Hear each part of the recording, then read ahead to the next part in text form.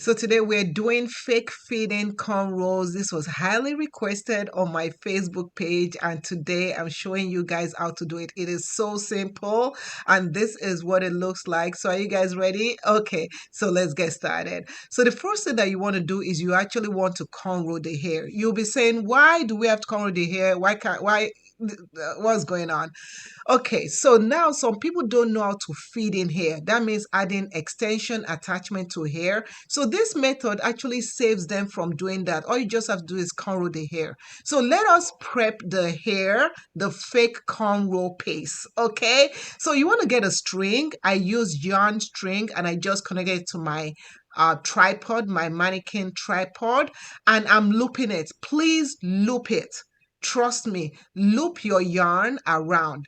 Next, you're going to have your braid hair. If you see the way I laid out my braid hair, I started with small pieces and I did about 8 of them and I gravitated to make them a bit bigger. So you want to start off with smaller pieces. Trust me, the first 2 pieces should be small pieces. So what you want to do is that you want to grab the first small piece and you're going to knot it up. So you're going to create a knot onto that string just like this. Sorry, it's a bit blurry, but my focus was on the corner. And then you're going to take another piece. Try and make this piece a little bit smaller than the first one, and you're going to loop that onto the knot just like that and combine it and make it into one.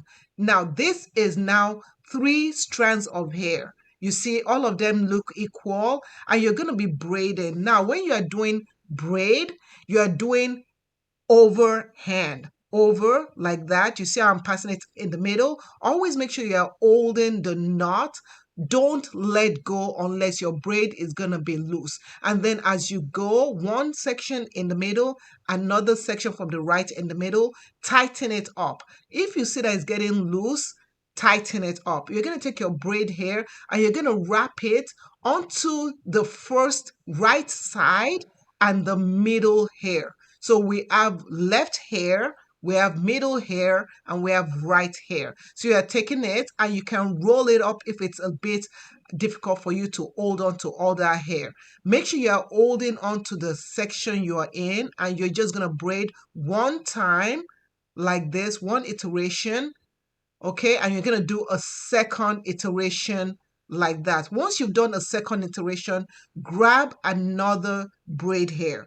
I purposely didn't fast forward this part because I want you to see how I'm doing it. So this other braid hair is a little bit bigger, and I'm taking it, I'm connecting the middle hair and then the right side hair, holding the middle at the same time. So then I'm just braiding going inside, okay?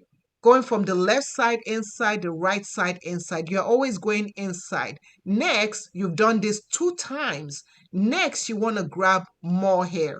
You see the hair size is getting bigger. You know the drill. The right side hair gets hair. The middle side hair gets hair, but the left side hair never gets hair. And then you take it 1 time, okay, 2 times. Now I want you to notice and look right there, okay? You're gonna see where it's a little bit loose, and I purposely made it loose right at the top over there. So what do you do if it appears to be a little bit loose? You're gonna pull on one of the hair strands, okay, and see which one is causing it to be loose, and then tighten it. At this time, I'm always making sure I'm holding on to all strands of hair. If you don't, it's gonna mess up. Next, we're just gonna continue feeding in that hair. So you are kind of feeding in hair while you are not on the person's head. This makes it so much easier than you feeding it in alone. So this can be done like this on a string. There's a particular name they call this kind of braiding method. When I find it, I'll let you guys know. So I'm just continuing, and you can continue doing this until you get to the very end. Now, this is the last piece of hair that I'm adding in. You can see it's much more chunkier, and I just make sure I smoothen down the hair. If you see hair strands sticking on the side, don't worry, you can get your scissors later on and trim off the hair or the flyaway hair that is sticking out there. So now for the ends, it's up to you. You can tie a rubber band and coil up the hair, which is what I do. I'll coil up the hair and then dip it in some hot water. So after feeding in all your hair, that is something you can do. Or you can just continue braiding to the very end. I like a little coil in the hair just to give it a little bit of jazz. But yeah, so I'm just tying down the hair with a hair strand, and then later on I will curl up the ends of the hair. So we've pretty much finished one cornrow. You'll repeat this several times, and once you're done, this is why I say it's important for you to loop the hair, the yarn. It's easier for you to just slide out that cornrow. So that is your fake cornrow right there. So now you say, how do we attach it? It's very simple. You want to get your hair pin. This is a needle, hair needle, and you're going to overlay it. Now you notice the first one, you see the cornrow was showing in the first one that you see right there. I did that on purpose to show you that you want to hide the cornrow. So when you are sewing the cornrow onto, or the fitting fake, let's call it the fake cornrow, onto the hair, make sure you hide it. So the way you hide is that you're going to spread it and kind of make sure it sits on it, just like that. So I'll show you while I'm doing this. So all I'm doing is just attaching it with my needle and thread, and just keep on going. And you can see how I'm just going here. I'm making sure the string, you can cut off the string later on, but I like to hide the string underneath like that so that it doesn't come loose. So you can see, just take your time. This is the most important part. Take your time and thread it. Now, don't thread it in gaps like I'm doing.